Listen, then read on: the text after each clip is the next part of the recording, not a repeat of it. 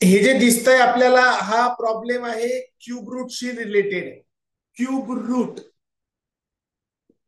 आणि क्यूब रूटच्या आत हा 3 लिहिलेला आहे म्हणजे हा क्यूब आहे असं प्रूव्ह होतंय या ठिकाणी. अर्णवी चुकलं. 829 मायनस 486 या दोघांचं सबट्रॅक्शन करा. या दोघांचं सबट्रॅक्शन करा. 829 आणि 486. मला सबट्रॅक्शन सांगा एव्हरीवन मध्ये. चला 829 मायनस 486 सबट्रॅक्शन केल्यावर किती येतोय?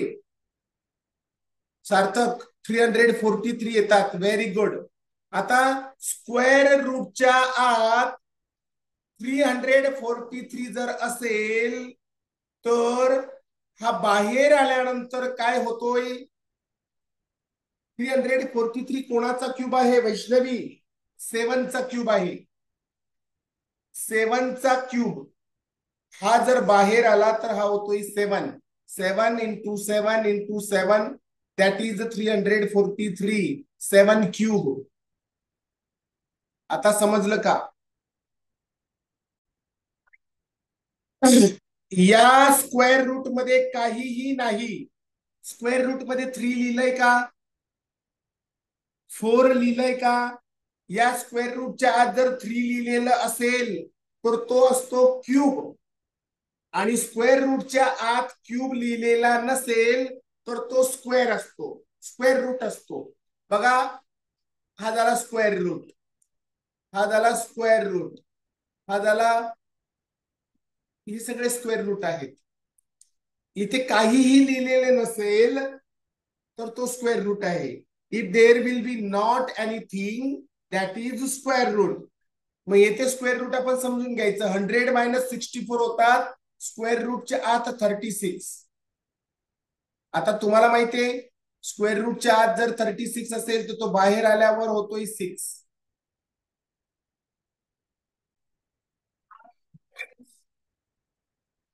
येथे आहे क्यूब रूट मध्ये 3 आहे म्हणजे हा झाला क्यूब रूट. हा प्रॉब्लेम सॉल्व्ह करत असताना काय करायचं? रेस टू 9 क्यूब रूटच्या आत 2⁻⁹. थांबा थांबा थांबा, यांना काय करायचं? यांना बाहेर काढायचं. याला म्हणायचं 2⁻⁹ मल्टीप्लाइड बाय 3⁻12. आणि क्यूब रूटच्या आत असल्यामुळे, क्यूब रूटच्या आत असल्यामुळे हा बाहेर आल्यावर होतोय मल्टीप्लाइड बाय 1/3 मल्टीप्लाइड बाय 1/3. बघा थोडा वेळ लागेल समजायला, मी डबल सांगेन. आता काय करायचं? या 3 ने 9 ला डिवाइड केलं, मिळाले 2/3. 3 ने 9 ला डिवाइड केलं, आपल्याला मिळाले 3. याला 2/3 म्हटलं आपण. मल्टीप्लाइड बाय या 3 ने 12 ला डिवाइड केलं, आपल्याला मिळाले 3/4. याने याला डिवाइड केल्यावर हे 4 मिळाले. 3/4. याचं जे आन्सर आलंय 2/3 मल्टीप्लाइड बाय 3/4 हे फायनल आन्सर आपल्याला याचं मिळालं. अजून एकदा सांगतो, अजून एकदा समजेल पुढच्या वेळी. बघा क्यूब रूटच्या आत असं जर 3 असेल तर हे दोघे बाहेर काढायचे. याला म्हणायचं 2⁻⁹, याला म्हणायचं 3⁻12. ओके. आता काय करायचं? हा जो 3 आहे तो इकडे आल्यावर होतोय मल्टीप्लाइड बाय 1/3. मल्टीप्लाइड बाय 1/3 काय होणार? Multiplied by 1/3. तर या ठिकाणी काय होते माहितीये? या 9 आणि 1चं मल्टिप्लिकेशन आहे आणि त्याला 3 ने डिवाइड करायचं. 12 आणि 1चं मल्टिप्लिकेशन आहे त्याला डिवाइड करायचं 3 ने. आता या 3 ने 9 ला डिवाइड केलं, आपल्याला मिळाले 2/3. बघा 3 ने 9 ला डिवाइड केलं, इथे 3 मिळतात, मग इथे 2/3 म्हणायचं. या 3 ने 12 ला डिवाइड केलं, आपल्याला मिळाले 4, इथे म्हणायचं 3/4. फायनल आन्सर मिळालं 2/3, 3/4.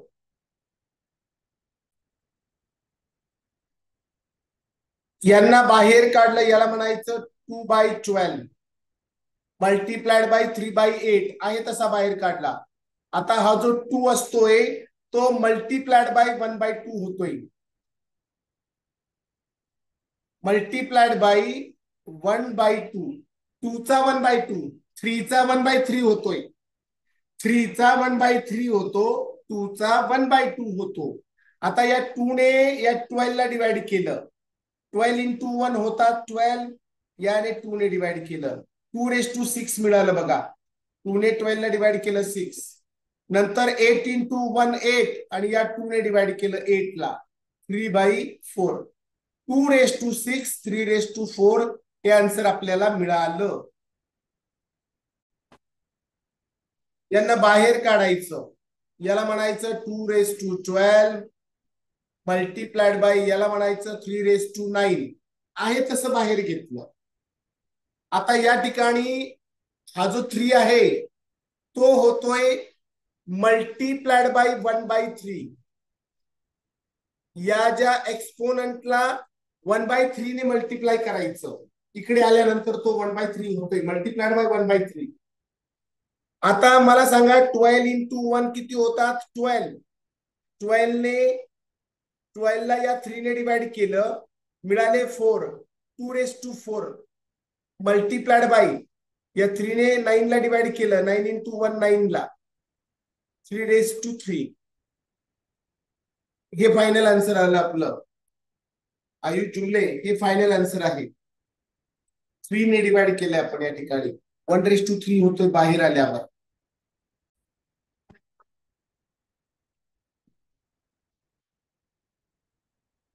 या स्क्वेअर रूट मध्ये 2 असतो. There is 2 in the square root. What we do here, put it out. Cube रूटच्या बाहेर काढा, यांना स्क्वेअर रूटच्या बाहेर काढा.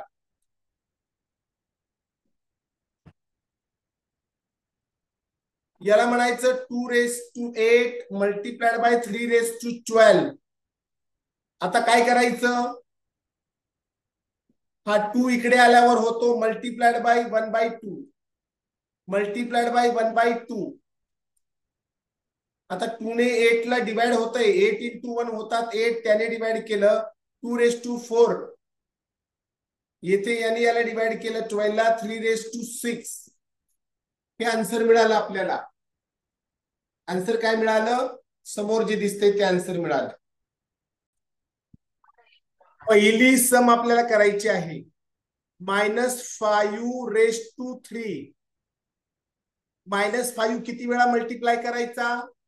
3 टाइम्स. पल्लवी जाडे, -5 किती वेळा घ्यायचा? 3 टाइम्स.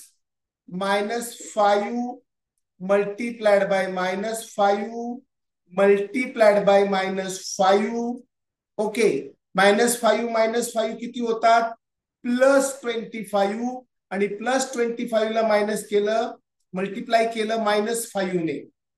आता +25 आणि -5 चं मल्टिप्लिकेशन होणार -125. तुम्ही म्हणाल कसं काय आलं -125? प्लस आणि मायनसचं मल्टिप्लिकेशन मायनस होणार, मायनस मायनसचं मल्टिप्लिकेशन प्लस झालंय +25, आणि +25 ला मल्टिप्लाय केलंय -5 ने.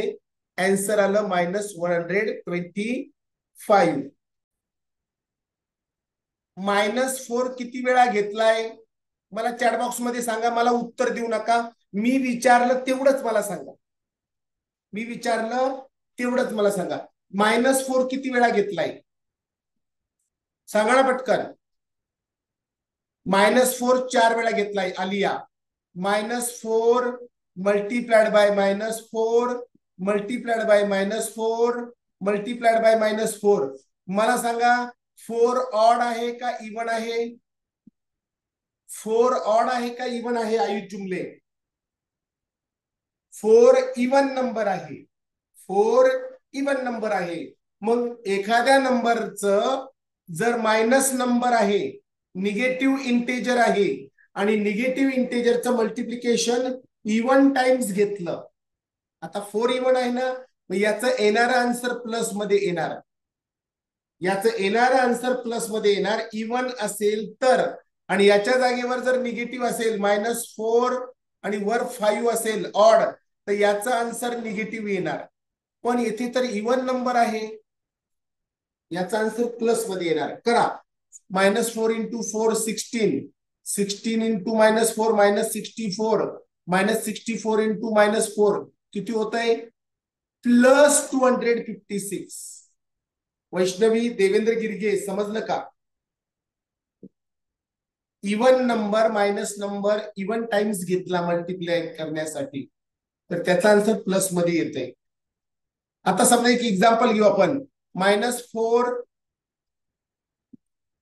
रेज टू 4, याचा आन्सर मायनस मध्ये असणार आहे, याचा आन्सर मायनस मध्ये असणार, कारण हा ऑड आहे. आणि याऐवजी -4 रेज टू 12 असेल, तर याचा आन्सर प्लस मध्ये असेल. आयुष, आता समजलं का सांगा मला?